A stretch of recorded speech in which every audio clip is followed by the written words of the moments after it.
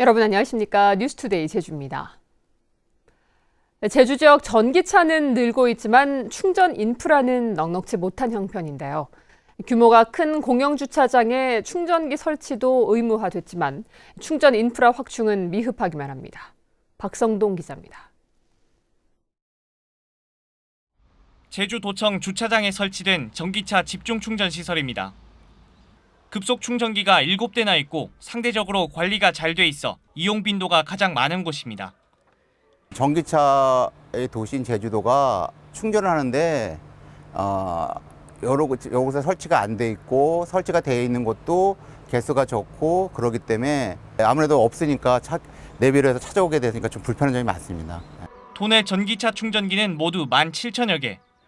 도내 전기차는 18,000여 대지만 대다수가 가정용 충전기로 공공장소에 설치된 급속 충전기는 전체의 5%인 3,000여 대에 그칩니다. 실제 전기차 운전자를 대상으로 한 설문조사에서 응답자의 30% 이상이 충전기 대기 시간에 불만족한다고 답했습니다. 주차 면수 100면이 넘는 공영주차장에는 급속 충전기를 2대 이상 설치하도록 하는 조례가 지난해 7월 제정됐지만 아직도 설치 대상 52곳 가운데 충전기를 갖춘 곳은 절반도 되지 않습니다. 그 생각은 하고 있습니다.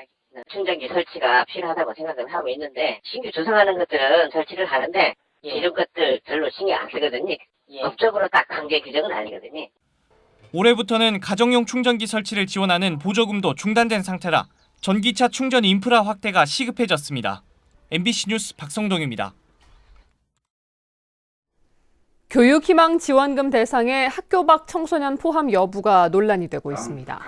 제주도 교육청은 만 7살 이상 초중 고등학생에게 교육희망지원금 30만 원씩을 주기로 하고 228억 원의 추경 예산안을 제주도 의회에 제출했습니다. 하지만 국민권익위원회가 지원 대상에 학교 밖 청소년을 포함시키라고 권고했고 일부 도의원도 포함시키는 게 바람직하다는 입장을 보이고 있어 오늘 교육위원회의 추경 예산안 심사에서 쟁점이 될 것으로 보입니다.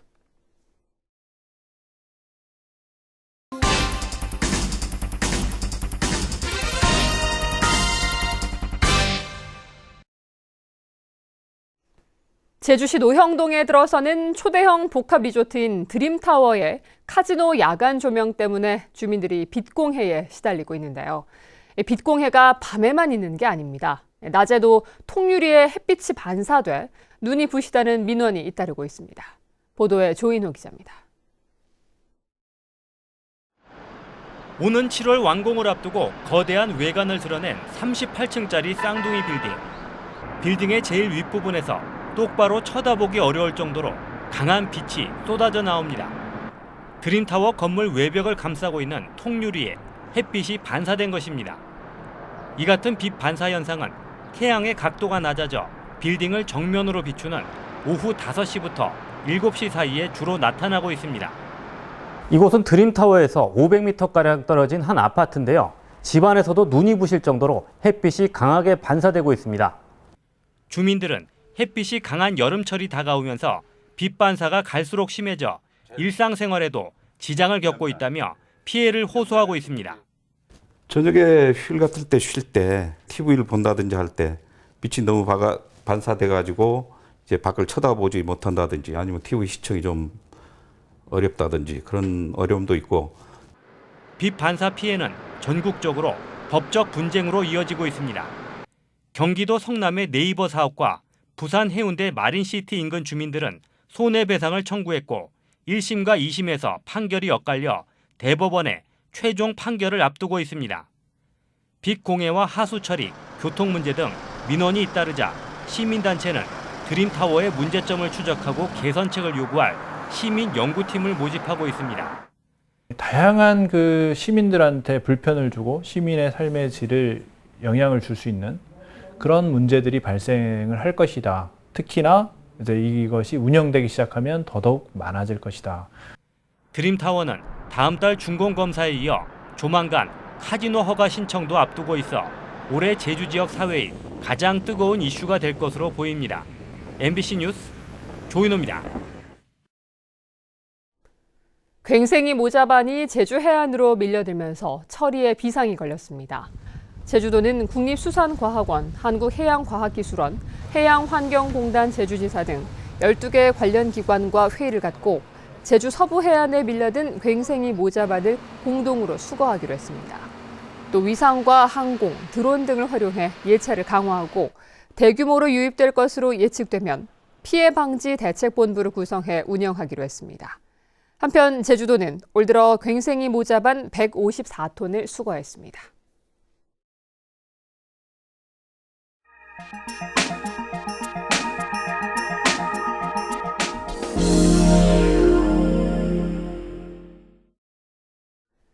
지역 국립대학들이 잇따라 교육부의 학과 신설 승인을 받았습니다. 지방대학 소멸시대에 활로를 모색하고 나선 건데요.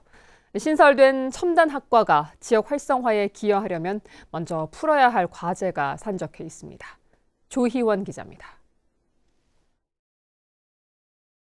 전남대학교 여수 캠퍼스와 순천대학교가 2021학년도 학과 신설 계획을 발표했습니다. 전남대 여수 캠퍼스에는 130명 정원의 헬스케어 메디컬 공학부와 석유화학 소재공학과, 스마트 수산자원 관리학과가 신설되고 순천대에는 40명 정원의 첨단 부품 소재공학과가 신설됩니다. 모두 빅데이터와 인공지능, 반도체 등 첨단 기술을 바탕으로 하는 학과입니다. 정말 인력 구하는 게 하늘의 별 따기만큼 힘들어진 상황이 곧 올 거라고 보고요. 그래서 지금 정부에서 이 첨단 학과, 이 설과 관련돼서 굉장히 공고하는 그런 안들이 몇 번 내려왔습니다. 지난 몇 년 동안 자발적 또는 의무적으로 입학 정원을 감축해왔던 두 지역 국립대의 소생의 물꼬가 트인 셈이라 지역사회에서도 기대감이 높아지고 있습니다. 즐거운 소식을 전할 수 있게 돼서 굉장히 영광스럽게 생각합니다. 먼저 교육부의 그 대승적인 승인 조치에 대해서 적극적으로 환영합니다. 앞으로의 과제는 실력 있는 교수진을 초빙하고 수업의 질을 높여 우수한 학생을 모집하는 일. 첨단 학과라 적지 않은 예산이 필요한 만큼 재원 확보도 급선무입니다. 결국에 중요한 게 좋은 학생들을 뽑아서 좋은 학생들이 좋은 직장을 선택할 수 있어야 되는 그런 프로그램들이 가야 됩니다. 첨단 학과에 필요한 시설 장비나 또 미래 산업에 대비한 교수님들, 좋은 교수님들을 모셔야 될 거 아닙니까? 그런 일들이 우리가 좀 해결해야 돼요. 또 일각에서는 신설학과가 우수한 인재를 키워 결국 다른 지역으로 보내는 인큐베이터 역할에 머물지 않으려면 법을 손볼 필요가 있다는 목소리도 나오고 있습니다. 현행법은 지역 인재의 범위가 지나치게 넓고 여수시 등이 시행하는 지역가점제는 생산직 채용에서 고등학교와 초대졸자만 대상으로 하기 때문에 실질적인 효과가 없다는 겁니다. 대기업 같은 경우에는 지역인재 채용을 35%인가 이상 하게끔 법으로 정해져 있습니다. 근데 수도권을 제외한 모든 지방대학을 나온 사람들은 다 지역인재라고 보고 있습니다. 지역인재로 해서 채용을 한 거에 대해서는 누가 뭐라고 할 수 없는 부분입니다. 20대 국회에서 주승용 의원이 대표 발의한 국가산단 내 기업의 지역인재 의무채용법은 현재 국회 상임위에 계류 중인 상황. 오는 8일 본회의를 통과하지 못하면 자동 폐기될 운명이라 오는 21대 국회에서의 재발의 여부가 관건입니다. MBC 뉴스 조희원입니다. 1년에 보름 동안만 수확할 수 있었던 산딸기를 1년 내내 맛볼 수 있는 새로운 영농 기술이 개발됐습니다. 분산 출하가 가능해지면서 가격은 5배 올랐고 수확기 일손 부족 걱정도 사라졌습니다. 이규설 기자가 취재했습니다. 밭에서만 재배하던 산딸기가 비닐하우스 안으로 들어왔습니다. 국내 최초로 산딸기 스마트팜 재배 시스템이 적용된 포항 장기면의 한 농장입니다.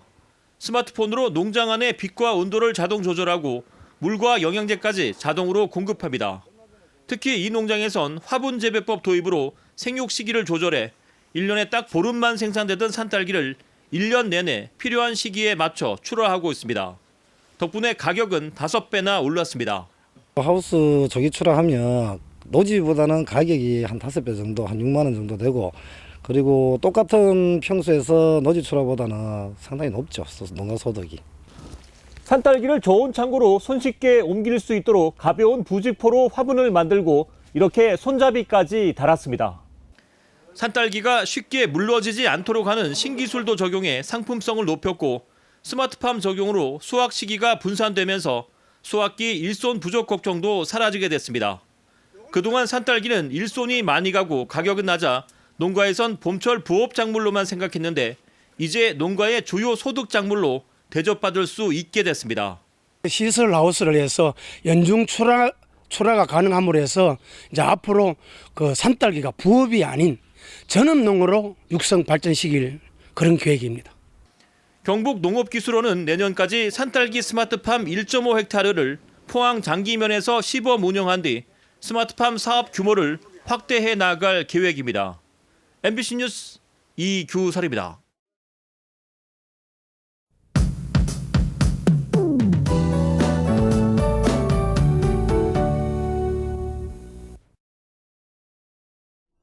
한 주의 시작인 월요일인 오늘은 비 소식이 있겠습니다. 오늘 아침 산지와 남동부를 시작으로 오후까지 가끔 비가 내리겠는데요. 비의 양은 5에서 20mm로 양은 많지 않겠습니다. 다만 오후에는 천둥 번개가 치는 곳이 있겠고요. 내일 오전에는 동부를 제외한 제주 전 지역에 바람이 강하게 불 걸로 보여서 강풍 예비특보가 발효 중인데요. 안전점검 잘해주셔야겠습니다. 오늘 아침 짙은 안개가 곳곳에 끼면서 출근길 안전운전하셔야겠습니다. 기온은 어제보다 오르면서 낮 최고 기온이 북부를 중심으로는 26도를 보이며 초여름 더위 예상되고요. 내일부터는 기온이 내려가면서 평년과 비슷하겠습니다. 미세먼지 농도는 좋음 수준으로 대기질은 깨끗하겠습니다. 다음은 자세한 지역별 날씨입니다. 현재 기온 북부와 남부가 19도, 서부와 동부가 18도로 평년보다 높은 기온 보이고 있습니다. 낮 최고 기온은 북부가 26도까지 오르겠고요. 동부 23도, 남부 22도, 서부가 21도로 예상됩니다. 오늘 도서 지역은 흐리고 비가 내리겠고요. 현재 기온 20도를 밑돌고 있습니다. 오늘 오전까지 대부분 해상에는 짙은 안개가 끼겠습니다. 물결도 최고 4m로 높게 일겠고요. 내일은 강한 바람이 불 걸로 예상되는데요. 해상 안전사고에 유의하시기 바랍니다. 오늘 아침 제주공항에는 방류가 낀 가운데 가시거리가 매우 짧은 상황입니다. 항공편 운항에 차질이 발생할 수 있는 만큼 운항 정보를 다시 한번 확인해 주시기 바랍니다. 주간 날씨입니다. 이번 주 대체로 맑겠고요. 평년과 비슷한 기온 보이겠습니다. 날씨였습니다.